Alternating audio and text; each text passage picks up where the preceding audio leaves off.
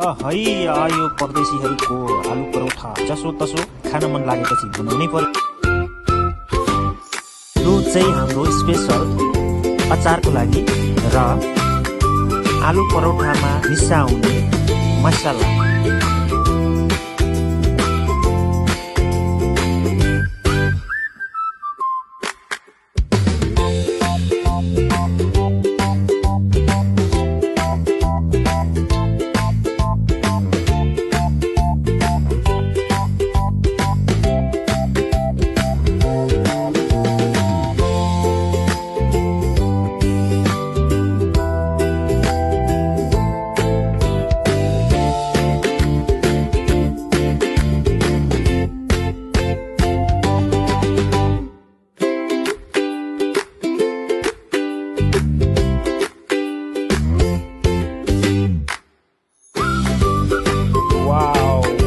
साह्रै मेहनत गरेर बनाएको मिठो स्वादिष्ट टेस्टी भएछ।